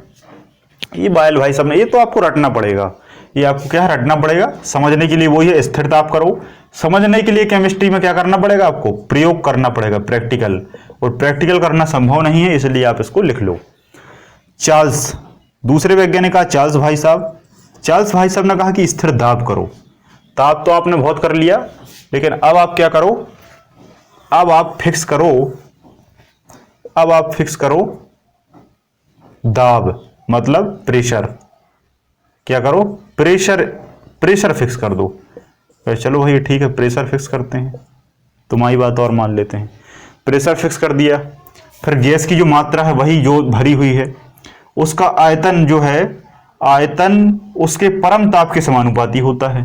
इनने ताप की बात कर दी कि भाई जो इसका ताप होगा वो आयतन के क्या होगा, समानुपाती होगा। इस तरीके से ये लिखा है, B proportional T, B proportional T. ठीक है, स्थिर दाब पर गैस की निश्चित मात्रा का आयतन उसके परम ताप के समानुपाती होगा। आयतन को भी से डिनोट किया, ताप को टी से डिनोट किया, बीच में प्रोपोर्शनल लगा दिया। ठीक है, फिर एक और भाई साहब आए गैलूसेक। गैलूसेक ने कहा कि अब स्थिर आयतन और करके देख लेते हैं कि चलो भाई फिक्स हमने क्या कर दिया, आयतन कर दिया, वॉल्यूम। इंग्लिश में आयतन को वॉल्यूम कहा जाता है, इसी कारण इसको वी से डिनोट करते हैं। तो चलो स्थिर आयतन कर लेते हैं। किसी भी स्थिर आयतन पर किसी गैस की निश्चित मात्रा, जो गैस की निश्चित मात्रा है वो दाब उसके परम ताप के समानुपाती होती है। उसका जो दाब है वो परम ताप के समानुपाती होती है। बात क्लियर है।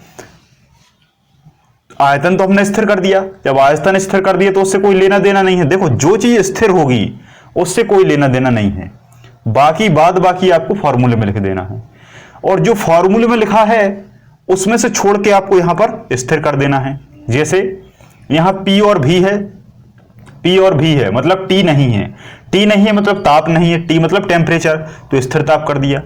यहां P नहीं है, स्थिर ताप कर दिया। यहां V नहीं है, स्थिर आयतन कर दिया। बात क्लियर है। ठीक है, तो जो या तो आप स्थिर याद कर लो या आप फॉर्मूला याद कर लो। स्थिर में जो रहेगा वो बाकी फॉर्मूले में आ जाएगा, और जो फॉर्मूले में है वो बाकी स्थिर में आ जाएगा, आपको फॉर्मूला बन जाएगा। फिर आपको कुछ नहीं, मात्रा की बात करनी है और बस लिख देना है आयतन के समानुपाती, दाब के समानुपाती, ताप के समानुपाती, दाब और आयतन के व्युत्क्रमानुपाती, बस ये लिख देना है। ठीक है, तो मात्रा और उसके दाब और ताप के समानुपाती, ये दाब हो गया प्रेशर, ये ताप हो गया टेम्परेचर, ये समानुपाती हो गया। फिर एक और भाई साहब आ गए एवोगैड्रो ने कहा कि अब स्थिर ताप फिर से करो और स्थिर दाब करो। अभी तक आप एक एक चीज कर रहे थे, अब आप दो चीजों को एक साथ करके देखो। चलो भाई दो चीजों को कर लेते हैं।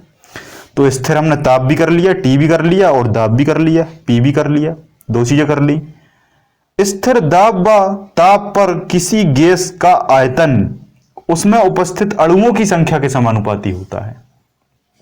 आयतन अणुओं की संख्या को n से दर्शाया, आयतन को दर्शाया, अणुओं की संख्या के समानुपाती होता है। ये बात भी प्रूफ हो गई। मेरा बस चले तो अब मैं तीनों को स्थिर कर दूं, है ना। मेरा नियम आ जाएगा, एक मेरा नियम आएगा और उसमें क्या आएगा, स्थिर ताप व दाब और आयतन पर। बात समझ में आ रही है। लेकिन अभी मैं इन सब चीजों से बाहर हूं। ये सब चीजें प्रयोगों के बाद ही सही से साबित होती हैं। तो इन्होंने बता दिया कि उसमें जो अणुओं की संख्या है उसके समानुपाती होगा आयतन। समानुपाती का मतलब क्या है, ये बढ़ेगा तो ये भी बढ़ेगा, मतलब आयतन बढ़ेगा तो सीधी सी बात है अणु भी बढ़ेंगे। जब आप किसी भी बोतल में पानी ज्यादा भरेंगे तो अणु भी ज्यादा होंगे, और जब अणु ज्यादा होंगे तो आयतन भी ज्यादा होगा। आप बताओ एक गिलास का आयतन ज्यादा होगा कि कमरे का आयतन ज्यादा होगा? कमरे का आयतन ज्यादा होगा। तो कमरे का आयतन ज्यादा है तो कमरे में अणु ज्यादा है, तो इसी कारण ये वही तो उन्होंने बताया है, लेकिन बस फॉर्मूले के आधार पर बताया है और कठिन परिभाषा इसलिए हमें समझ में नहीं आता। आयतन बढ़ेगा तो ये बढ़ेगा, ये कमेगा तो ये कमेगा। ठीक है, इसमें उल्टा होता है, ये बढ़ेगा तो ये कमेगा, और ये बढ़ेगा तो ये कमेगा, ये कमेगा तो ये बढ़ेगा, उल्टा रहेगा। ठीक है, ये मतलब इसका होता है। फिर एक बात और आई कि अब इन सभी को एक साथ कंबाइन करके लिखते हैं, कंबाइन करके बात करते हैं, तो उसको कहा आदर्श गैस समीकरण। क्या कहा? आदर्श गैस समीकरण, आइडियल गैस इक्वेशन। आदर्श गैस क्या है? आदर्श गैस, कभी कभी पूछ लेता है कि आदर्श गैस क्या है, तब आपको लिखना है, लिख लो आप इसको, आप तो लिखते जाना है, आपको हाथ नहीं रोकना है, आपको हाथ नहीं रोकना है। पहले आप क्लास को देखें, है ना। कुछ बच्चे हैं बहुत सिंसियर हैं, बहुत खुशी होती है, वो लोग कहते हैं कि सर पहले आपका वीडियो हम पूरा देखते हैं, समझ लेते हैं, फिर उसके बाद दोबारा से देखते हैं और नोट्स बनाते हैं, फिर नोट्स को पढ़ते हैं, क्लियर हो जाता है, कहीं कोई दिक्कत नहीं है। तो बहुत खुशी होती है। खुशी केवल एक या दो बच्चा ही देता है ना, बाकी तो जो हैं दुख ही दुख देते हैं, जबकि हम लोग आपके ही भविष्य की कल्पना करते हैं। तो आदर्श गैस क्या है? तब एक बात बताई, किसी ने नहीं बताई, ये सामूहिक रूप से कही गई है कि जो गैस बायल, चार्ल्स और एवोगैड्रो, बायल, चार्ल्स और एवोगैड्रो, गैलुसेक को छोड़ देना है, यहां पर गैलुसेक की बात नहीं की गई है। बायल, चार्ल्स और एवोगैड्रो, ये तीनों के जो नियम हैं, इन नियमों का पालन करे वह कैसी गैस है? आदर्श गैस है। आप कहेंगे नहीं आया समझ में, समझाता हूं। ये तीन नियम क्या कहते हैं कि ये समानुपाती हो, ये समानुपाती हो, ये व्यतिक्रमानुपाती हो। जब एक्चुअल में ऐसा हो जाए, एक कमरे में आपने गैस भर दी, क्योंकि ये गैस की बात कर रहा है, गैस भर दी, गैस का दाब व्यतिक्रमानुपाती हो, ताप इसके समानुपाती हो, दाब इसके समानुपाती हो, आयतन इसके अणुओं की संख्या के समानुपाती हो। ऐसा अगर हो जाता है, बायल, चार्ल्स, एवोगैड्रो तीनों नियमों का पालन, फिर जब आप उस कमरे के अंदर जाएंगे और उस कमरे के अंदर की जो गैस है उसको लेके आएंगे, तो वो गैस होगी जिसका नाम क्या है? That is a Adarsh gas, ideal gas. Clear? अभी इस कमरे में गैस भरी है, लेकिन इसमें संसार में जितनी भी गैसें हैं वो इनमें से किसी न किसी एक नियम को पालन करती हैं, किसी न किसी नियम को। कहीं ये कंडीशन होगी, कहीं ये कंडीशन होगी, कहीं ये कंडीशन होगी, कहीं ये कंडीशन होगी। ताप ज्यादा है तो ये है, आयतन ज्यादा है तो ये है, ताप कम है तो ये है, टेम्परेचर ज्यादा ये है, अणुओं की संख्या ये है, ये सब है।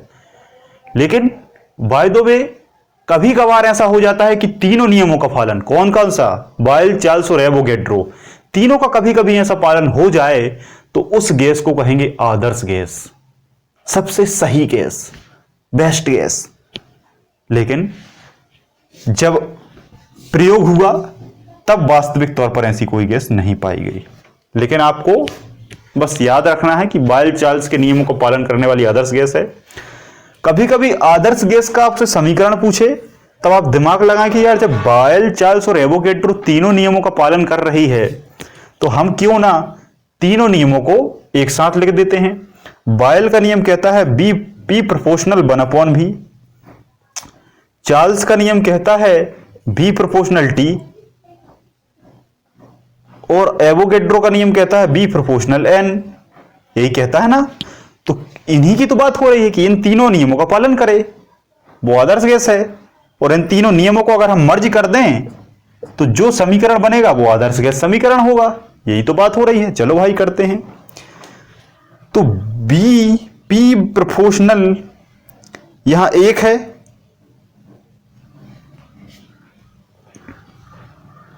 पी भी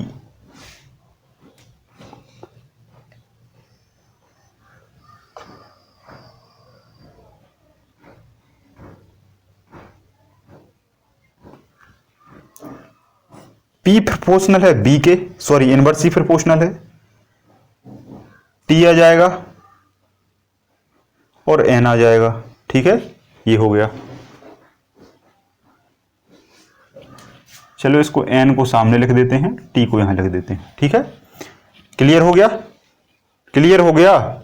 ये पहले लिख दिया मैंने क्योंकि ये इनवर्सली प्रोपोर्शनल है, ऊपर एक है, ऊपर एक है। देखो ये वाला भाग तो एक ही है, इसको ये लिखा रहने दो।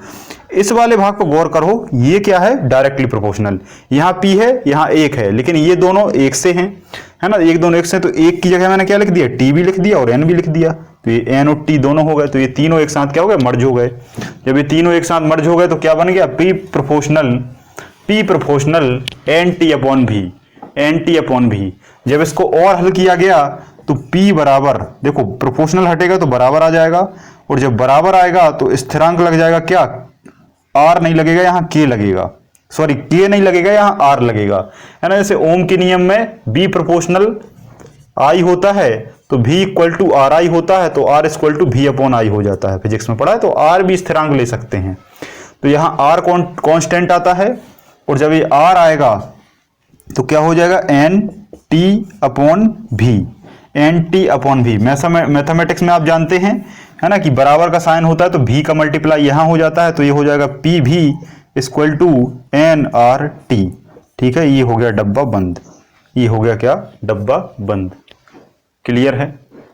तो ये होता है आदर्श गैस समीकरण, पी भी equal to N R T, P भी equal to N R T, P भी equal to N R T.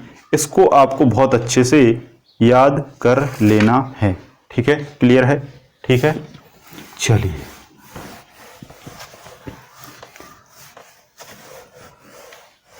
देखो, दो चीजें होती हैं, या तो समय कम लगता है, जरा जरा सा पढ़ लोगे, क्या हो जाएगा उससे, कोई फायदा नहीं, है ना। मैंने देखा है यूट्यूब पे कुछ लोग 5 मिनट का वीडियो, 2 मिनट का वीडियो, 10 मिनट का वीडियो, इससे इंपॉर्टेंट कुछ नहीं होता। जब तक आप लॉन्ग रूट से जाके देखेंगे नहीं कि कहाँ क्या क्या है, तब तक आपको पता नहीं चलेगा कि वास्तविकता क्या है। ठीक है, तो मैंने आपको बता दिया है क्या, ठोस बता दिया है, द्रव बता दिया है, गैस बता दिया है, 3 अवस्था बता दी है, ठोस, द्रव, गैस, 3 अवस्था। लेकिन अब हम बात करेंगे चौथी अवस्था, 5वीं अवस्था और 6ठी अवस्था। ये शायद अभी तक आपको किसी ने बताया नहीं होगा, है ना। लूसेंट में 4 दी हैं। तो चौथी अवस्था है आपकी प्लाज्मा, 5वीं अवस्था है आपकी बोस आइंस्टीन कंडेंसेट,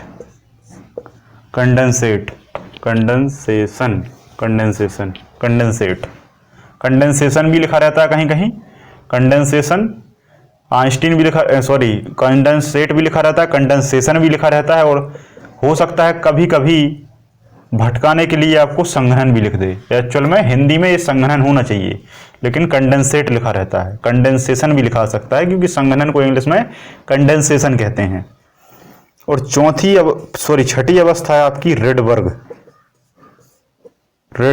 स्थिरांक, है ना। स्थिरांक की जगह आपको कभी कभी रेडबर्ग कांस्टेंट भी लिखा मिलेगा। ठीक, ठोस, द्रव, गैस, ये तीनों के बारे में बताने की जरूरत मुझे नहीं है, ऐसा मैं मान के चलता हूं। प्लाज्मा क्या है, प्लाज्मा एक आयनिक अवस्था है। क्या है, आयनिक अवस्था। क्या है, आयनिक अवस्था। आप कहेंगे कैसी आयनिक अवस्था, जहां आयन हो। आयन क्या होते हैं, plus ion, minus ion. Plus ion, minus ion ये अधिकांश तौर पर कहां होते हैं, अधिकांश तौर पर ये पृथ्वी पर कम पाए जाते हैं। ये जो वाली जो प्रोसेस है, ये मैं बताता हूं, ये ब्रह्मांड में होती है। ब्रह्मांड में भी कहां होती है, जहां लाइट है, जहां प्रकाश है ना। लाइट है, प्रकाश है, तो लाइट का रेडिएशन होता है, और रेडिएशन में प्लस माइनस आयन होते हैं, और ब्रह्मांड में ये एक आयनिक लेयर बन जाती है, जिसको आयनिक अवस्था कहते हैं।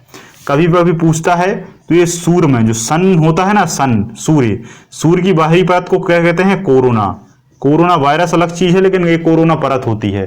तो सूर्य की सबसे बाहरी परत कोरोना है ना, बहिर्मंडल कहते हैं जैसे। तो इस कोरोना के परत के ऊपर का जो वायुमंडल है, उसमें भी एक आयनिक अवस्था होती है, जिसे प्लाज्मा अवस्था कहते हैं। ठीक है, क्यों, क्योंकि जब लाइट निकलता है तो ये लाइट किरणों के फॉर्म में निकलता है, और इस किरणों को रेडिएशन कहते हैं, और इस रेडिएशन में ऊपर की ओर plus minus plus minus plus minus ऐसे बहुत सारे आयन होते हैं, और यही आयन को आयनिक अवस्था और नाम दे दिया प्लाज्मा। क्लियर है। ये आयनिक अवस्था लैंपों में भी पाई जाती है ना। बल्ब है, बल्ब में भी होती है, बल्ब में भी लाइट निकलता है ना। ट्यूबलाइट है आपका, ट्यूबलाइट है आपका, है ना। आपका टेलीविजन है, टेलीविजन, टीवी के जो स्क्रीन होता है, उस टीवी से लाइट निकलता है ना। एलईडी, एलसीडी, जितनी भी आपकी टीवी हैं, सोर्स हैं, उन सभी में भी आयनिक अवस्था होती है। जहां लाइट है वहां प्लाज्मा होगा। ये बात तो आप जानते हैं। बोस आइंस्टीन कंडेंसेशन का मतलब क्या है, ये अवस्था थोड़ी समझ में नहीं आती। यहां तक तो समझ में आ गया कि चलो भाई लाइट की अवस्था, आयनिक अवस्था, प्लाज्मा है। बोस,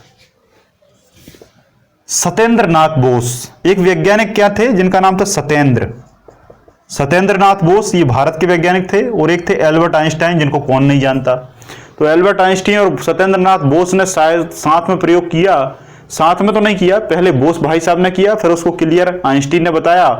और ये बात थी संघनन के बारे में, ये बात थी संघनन के बारे में। कुछ लोग संघनन नहीं जानते, अभी आगे समझ जाओगे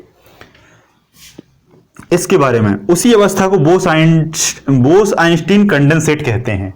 संघनन का मतलब है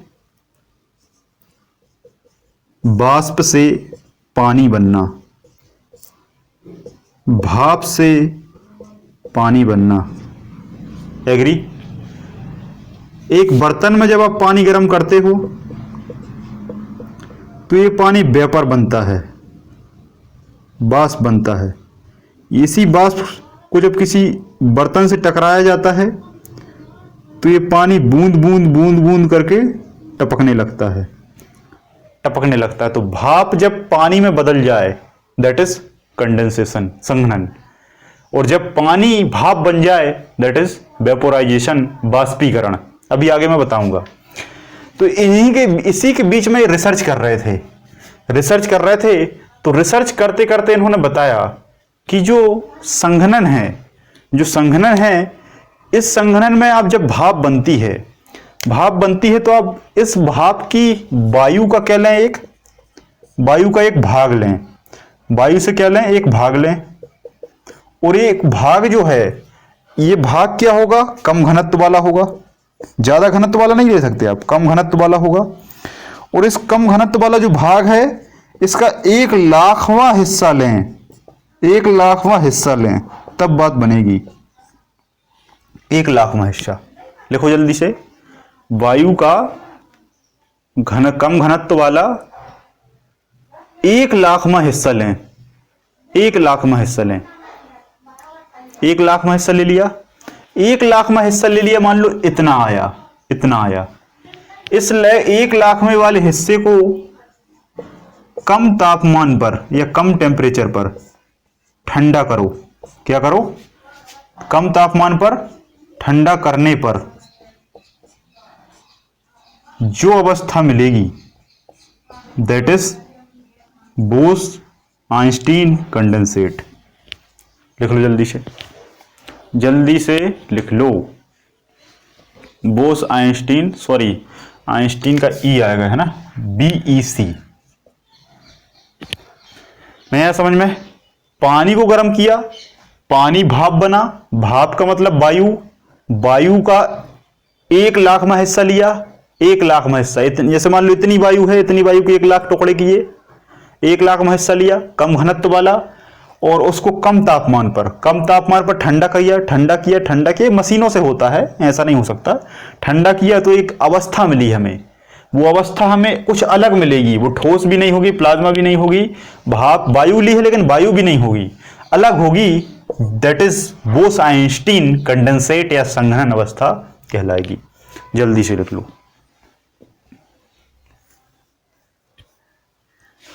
अंतिम, जोहान्स एक वैज्ञानिक थे।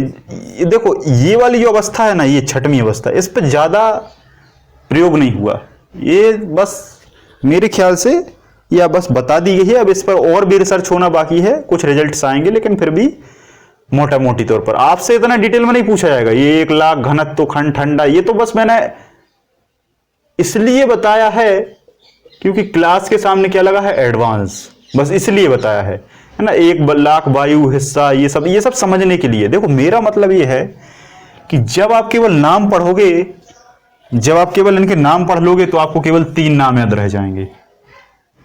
समझ रहे हो बात को? जब आप इनका डाटा पढ़ लोगे तो आपको 50% डाटा याद रह जाएगा। समझ रहे हो? और मेरा मानना है कि जब इसका पूरा पढ़ लेंगे, जब इसका पूरा डाटा पढ़ लेंगे तो इतना तो याद रहेगा ही जितना एग्जाम में आता है। एडवांस लेवल का मतलब है कि अब आप पूरा पढ़ लेंगे डिटेल से हर एक चीज को, तो आपको 50% तो याद रहेगा ही जो एग्जाम से भी ज्यादा रहेगा, क्योंकि एग्जाम तो 40% 30% तक ही जा पाता है, उसका लेवल ज्यादा नहीं होता, इतना हाई नहीं होता कि वो ये पूछे कि चलो बताओ कि बोस आइंस्टीन संघनन में जो संघनन करने की अवस्था है वो कितने हिस्से के बराबर होती है। ऐसा कभी नहीं पूछेगा। घनत्व तो कम होना चाहिए कि अधिक होना चाहिए, कभी नहीं। लेकिन ये पढ़ लेने से ये ऐसे ही याद हो जाता है। समस्या ये है क्योंकि किसी भी चीज को ये डायरेक्ट पढ़ोगे रटोगे, लेकिन ये आपको पता है ना, ये परिभाषा, ये वैसे याद हो जाएगा, टाइम ही नहीं लगेगा, हमेशा के लिए याद रहेगा। रेडबर्ग कांस्टेंट में थोड़ा सा विवाद है। वैज्ञानिक थे जोहान्स रेडबर्ग। जोहान्स रेडबर्ग, जल्दी से लिखो, जोहान्स रेडबर्ग ने बताया।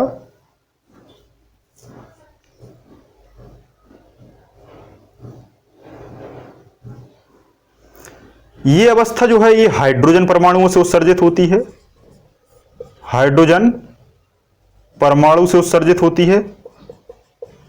और ये जो अवस्था है ये वर्णक्रम और आवृत्ति, वर्णक्रम और आवृत्ति और लहर भी कह सकते हैं एक प्रकार से, लहर में शो होती है ना। वर्णक्रम हाइड्रोजन परमाणु से उत्सर्जित होती है और वर्णक्रम, वर्णक्रम प्रकाश की तरंग और आवृत्ति, वर्णक्रम, वर्णक्रम, आवृत्ति और प्रकाश तरंग, प्रकाश तरंग है ना। लहर भी कहीं कहीं लिखा रहता है, तो इन तीनों में है ना, वर्णक्रम हो गया, आवृत्ति हो गई, लहर हो गया, प्रकाश तरंग हो गया, प्रकाश तरंग या प्रकाश किरण, इन सभी का जो मिक्सअप होता है ये स्पेस में, स्पेस का मतलब अंतरिक्ष में, अंतरिक्ष में ये सब मिलके एक ऐसी कंडीशन क्रिएट करते हैं, एक ऐसी स्थिति तैयार करते हैं जो एक विशेष प्रकार की अवस्था होती है।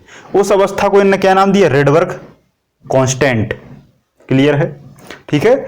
जोहान्स रेडबर्ग ने क्या कहा कि ये जो ब्रह्मांड है, इस ब्रह्मांड में सबसे, हाँ क्वेश्चन आता है, नोट करके लिखो कि ब्रह्मांड में सबसे ज्यादा तत्व कौन सा पाया जाता है? ब्रह्मांड में सर्वाधिक पाए जाने वाला तत्व कौन सा है? तो ब्रह्मांड में पूछे तब हाइड्रोजन लगाना है। हाइड्रोजन है तो हाइड्रोजन परमाणु से लाइट भी रिलीज होता है, या तो लाइट उपस्थित होता है ना। लाइट जब होगा तो वर्णक्रम भी होगा। वर्णक्रम का मतलब प्रकाश का 7 रंगों में बिखराव है ना। आवृत्ति भी होगी उसकी, किसी की ज्यादा आवृत्ति है, किसी की कम आवृत्ति है। लहर का मतलब उसमें एक प्रकार का उछाल होता है, ऊंचा नीचा, मतलब ऊंचा नीचा कब होता है? उसकी आवृत्ति से। आवृत्ति ज्यादा है, ज्यादा कम, ज्यादा कम, ज्यादा कम, तो इसके बीच में जो अवस्था मिली, that is a Rydberg constant.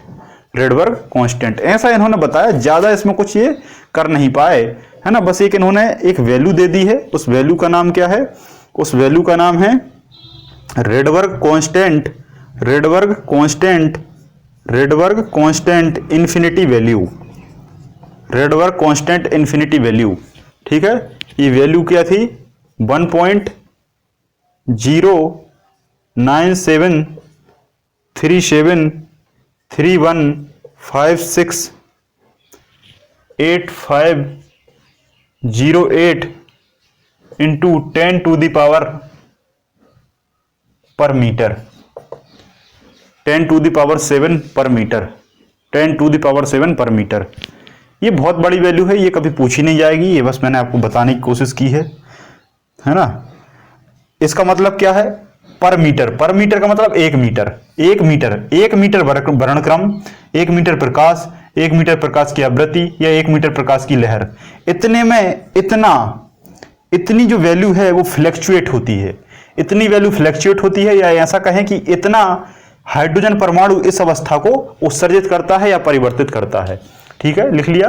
बस आपको तो केवल ये नाम याद रखने हैं है ना, कि कौन सी अवस्था क्या है। जल्दी से स्क्रीनशॉट ले लो अगर नहीं लिखा है तो, बस है ना। अभी तक आपने पदार्थ की 3 अवस्थाएं पढ़ी थी, आज से आप पदार्थ की 6 अवस्थाएं जान चुके हैं कि 6 अवस्थाएं भी हो सकती हैं। क्या लोगों को तो 5 ही नहीं पता है, 4 पढ़ते हैं, वहां 3 बचती हैं। हमने सारा पढ़ लिया, उनका डिटेल भी पढ़ लिया, इसलिए टेंशन खत्म हो गई। आज से आपकी टेंशन हमेशा हमेशा के लिए खत्म हो गई। ठीक है, अब मैं कुछ बेसिक फैक्ट लिखा देता हूं, जल्दी से फैक्ट लिखो। फैक्ट जो एग्जाम में आते हैं, ये पॉइंट ऑफ व्यू से इंपॉर्टेंट है। ठीक है, ठोस से कभी कभी क्या है, ठोस से ठोस कैसे बनेगा? ठोस से कभी कभी द्रव बनता है, इसे हम क्या कहते हैं? ठोस से कभी कभी गैस बन जाती है, इसे हम क्या कहते हैं? द्रव से कभी ठोस बनता है, द्रव से कभी गैस बन जाती है, गैस से कभी द्रव बन जाता है, और गैस से कभी ठोस बन जाता है। इन स्थितियों को क्या कहा जाता है? एग्जाम में पूछा जाता है। ठीक है, एग्जाम्पल से समझाऊं तो बेटर रहेगा। ठोस, ठोस मतलब होगा लोहा, है ना, लोहा। लोहे को जब आप पानी बनाएंगे तो क्या करना पड़ेगा? गलनांक। इस विधि को गलनांक विधि कहेंगे। क्या कहेंगे? गलनांक, है ना। गलनांक उसका पॉइंट होगा, गलन विधि होगी। क्या होगी? गलन विधि, गलन विधि होगी। इंग्लिश में क्या कहेंगे? मेल्टिंग। कहते हैं ना, मेल्ट कर दो यार इस लोहे को मेल्ट कर दो, है ना। तो लोहे, ठोस जहां होगा वो चीजें हमेशा मेल्ट होंगी, है ना, मेल्ट होंगी। और मेल्ट होके किस में आएंगी? द्रव में आएंगी। मेल्ट होके गैस में नहीं जाएंगी।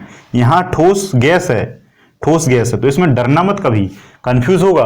आप ठोस द्रव याद रहेगा, वहां ठोस गैस लिखा रहेगा, आप ठोस मारोगे मेल्टिंग लगा दोगे, नहीं करना ऐसा। तो गलनांक, बिंदु और विधि क्या होगी? गलन विधि, गलन विधि होगी। अब आप कहें गलनांक बिंदु क्या है? गलनांक बिंदु का मतलब है कि उस टेम्परेचर पर वो चीज गल जाए। जैसे मान लो एक लोहे का टुकड़ा है, इस लोहे के टुकड़े को आपने गर्म करना शुरू किया, 10 डिग्री गर्म हुआ, 50 डिग्री गर्म हुआ, 100 डिग्री गर्म हुआ, 500 डिग्री गर्म हुआ, लेकिन लोहे का कुछ नहीं हुआ। फिर आपने 100 डिग्री गर्म किया, 1000 डिग्री गर्म किया, 1200 डिग्री गर्म किया, और 1400 डिग्री, जैसे ही 1400 डिग्री सेल्सियस तक पहुंचे, बिल्कुल आग धधकने लगी और ये पिघल गया, ये पिघल गया। जैसे ही पिघला तो ये ठोस था, द्रव में आ गया। जैसे ही पिघला और आपने नोट कर लिया कि जल्दी से नोट करो यार ये कितना है कितना है, तो आपको पता चला कि ये 1400 डिग्री सेल्सियस पर पिघला है। बस आपने इसी पॉइंट को क्या कर लिया? नोट कर लिया।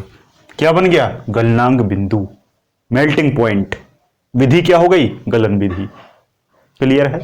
ठीक है। कब होगा? ठोस से द्रव में। चलिए, ठोस से गैस बनाना है, ठोस से गैस बनाना है, तो इस विधि को कहते हैं ऊर्ध्वपातन। क्या कहते हैं? ऊर्ध्वपातन। इंग्लिश में कहते हैं सब्लिमेशन। क्या कहते हैं? सब्लिमेशन। ये क्या है? ठोस कोई चीज, देखो ऐसी चीज जो ठोस से गैस बन जाए, ऐसा सीधा संभव नहीं है। ये सब ये प्रोसेस आपको देखने को नहीं मिलेगी। ये प्रोसेस आपको सब घर में मिल सकती है। लोहे को आप गर्म करेंगे, लेकिन इस प्रोसेस के लिए आपको प्रयोगशाला में प्रयोग करना है। जिन लोगों ने फर्स्ट सेम में प्रयोग किया होगा केमिस्ट्री में, है ना, कपूर का, कपूर तो आप जानते ही हैं, कपूर। हाँ, कपूर घर पे होती है यार। कपूर को जलाओ आज, कपूर को एक कटोरी में रख लो, और कटोरी में रखने के बाद उस पर कुछ ऐसा कागज लगाना ऊपर, ठीक है। तो कपूर में जब आप आग लगाओगे, तो कपूर को जब आप जलाओगे तो कपूर कैसा है? ठोस। जैसे ही जलाओगे गैस बन जाएगी, गैस बन जाएगी। That is process sublimation method. क्या होता है? ऊर्ध्वपातन सब्लिमेशन मेथड, ऊर्ध्वपातन। इसी पर जो बिंदु होगा, इसमें कोई परफेक्ट बिंदु नहीं होता है ना।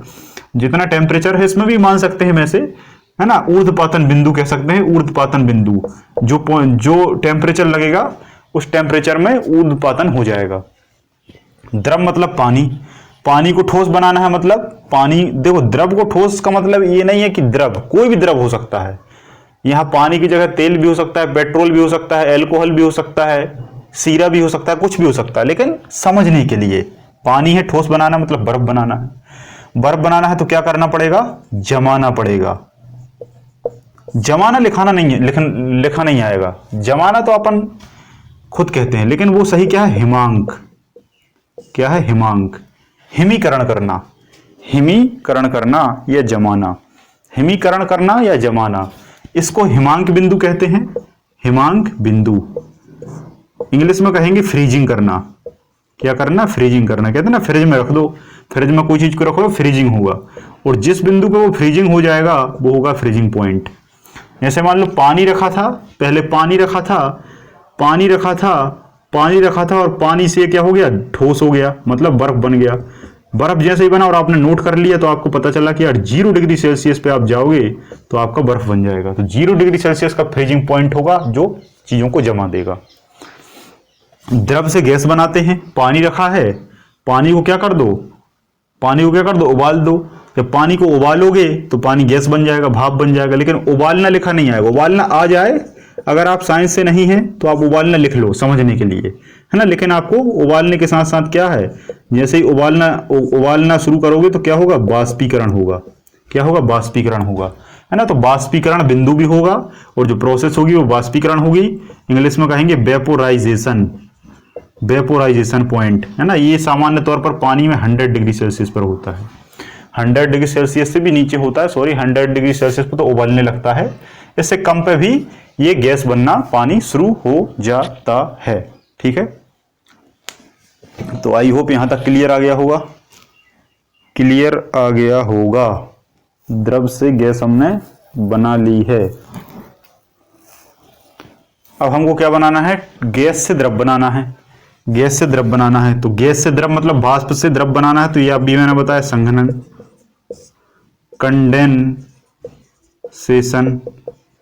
कंडेंसेशन या संघनन बिंदु कह सकते हैं। जिस बिंदु पर होगा उस बिंदु को संघनन कहेंगे। गैस भाप है, भाप किसी सतह से टकराएगी, एक बर्तन से टकराएगी और फिर से पानी की बूंदें बन जाएंगी। वर्षा इसका सबसे अच्छा उदाहरण है, वर्षा, है ना। वर्षा में क्या होता है, गैस होती है, गैस के बादल होते हैं। उन्हीं बादलों को एक ताप मिलता है और उस ताप से वो गैस के बादल पानी बन जाते हैं और वर्षा होने लगती है। तो पानी गिरने में क्या होता है, संघनन होता है। ये बात आपको याद रखना है। पूछ लेगा कि वर्षा होने पर प्रोसेस का नाम बताइए, संघनन। और गैस से फिर से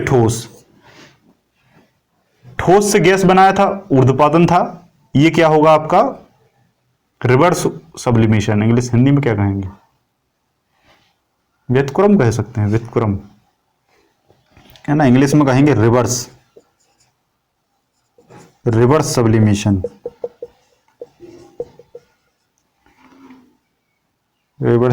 सब्लिमेशन, उत्क्रमण, है ना। उत्क्रमण भी लिख सकते हो, व्युत्क्रम भी लिख सकते हो। व्युत्क्रम ऊर्ध्वपातन मतलब ऊर्ध्वपातन का उल्टा क्या होगा, रिवर्स सब्लिमेशन होगा। कोई भी गैस है, अगर वो ठोस में मिल जाए, अवक्षेप मिल जाएगा, है ना। अवक्षेप बन जाता है जिसे हम निक्षेप भी कहते हैं, है ना। निक्षेपण, इस प्रोसेस को निक्षेपण विधि भी कहते हैं, ना। निक्षेपण विधि लिख लो इसको, निक्षेपण विधि। ठीक है, तो इतनी चीजें आपको याद रखना है। किसी भी गैस का जो एक मोल आयतन है, किसी भी गैस का, संसार की कोई भी गैस हो, नोट करके लिखो इसको, वेरी वेरी मोस्ट IMP, इससे क्वेश्चन कई बार आया है। किसी भी गैस का जो एक मोल आयतन है, ये एक मोल आयतन जो है वो 22.4 लीटर होता है। 22.4 लीटर होता है। कितना होता है, 4 लीटर। आप कहें ये क्या बात कही आपने, तो मोल जो है, मोल होती है पदार्थ की मात्रा। फिजिक्स नहीं पढ़ी तो आपको ये समझ में नहीं आएगा।